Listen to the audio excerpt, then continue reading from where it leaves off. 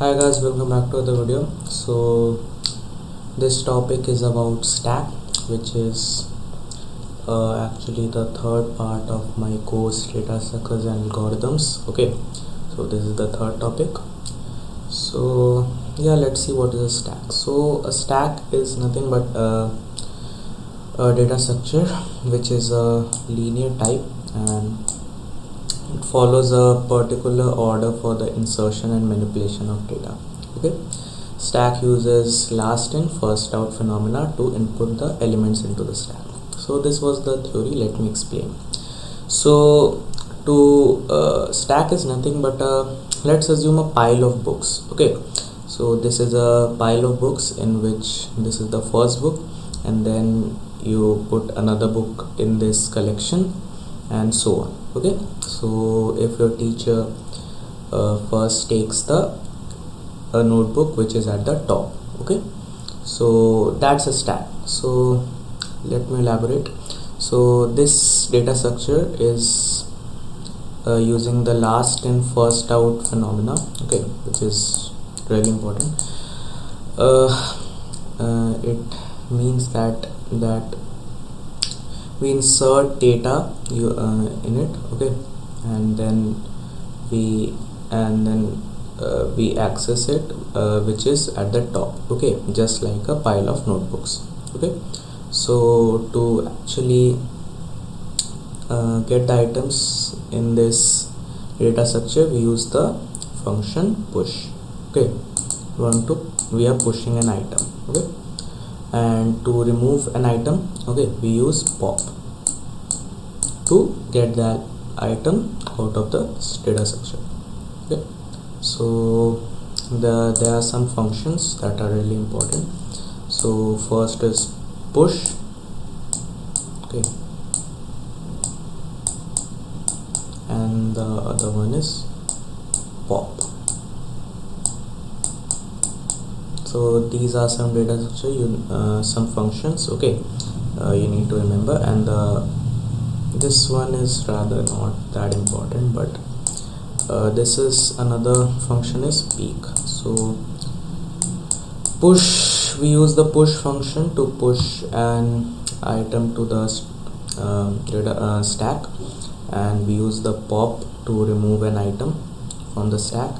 We use the peek function, okay, use the peek function to see what element is at the top of the stack. Okay, so and all operation work in constant time, that is O of n.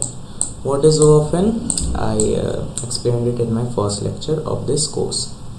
Okay, so these are some points you should keep in mind while working with stack.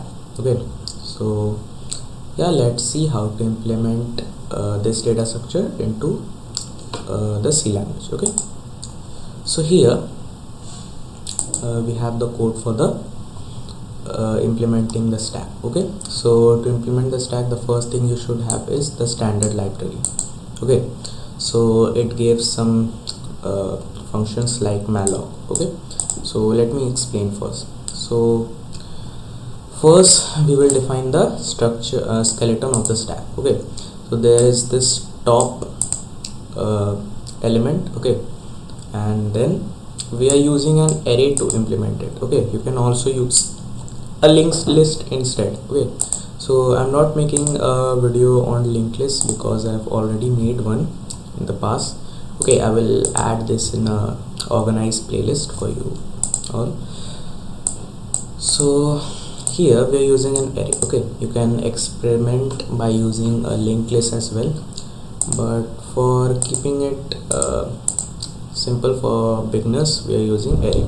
Okay, so there is this top element, and then it passes to the next element in the array. So this is basically the skeleton of our stack, the structure.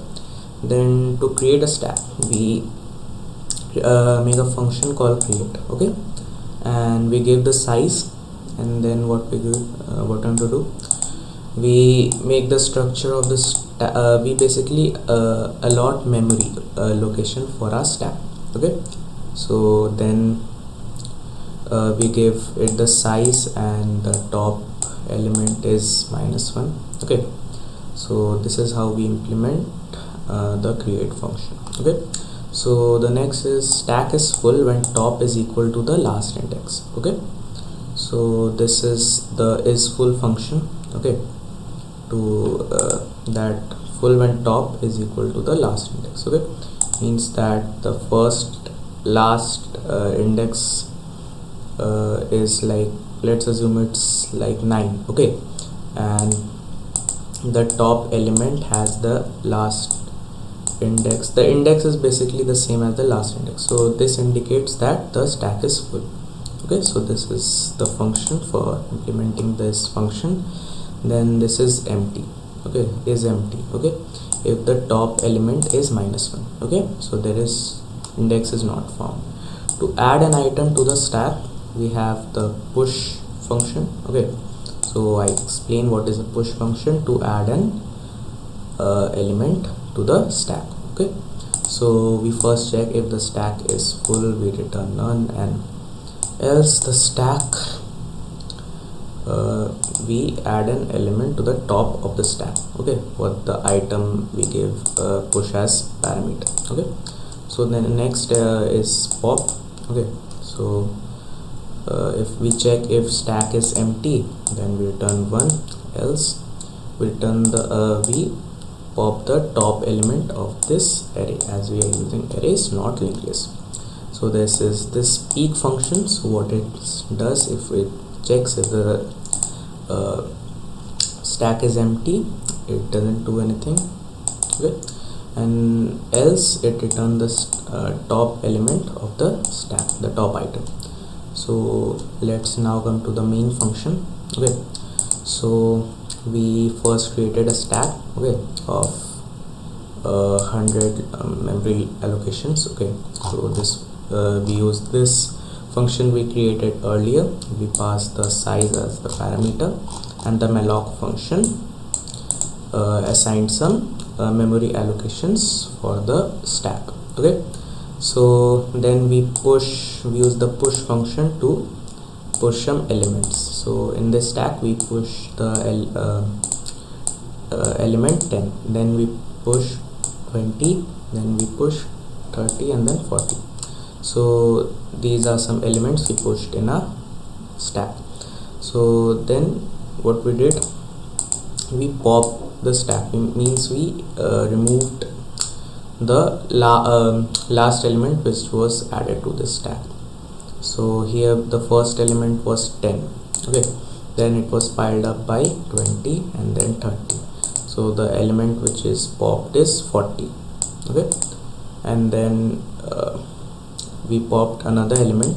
So basically it will show which element was popped, this print function. So here we then peek the stack if the stack is empty or not, and then it returns that it is empty or not. So here's our terminal. Let's clear it, and then what we'll do, use the GCC compiler to compile a program stack -o-p2. Compile the program and then p2. Okay, so I told you that the first element that was going to be popped was 40 because it was the last element which was added to the stack.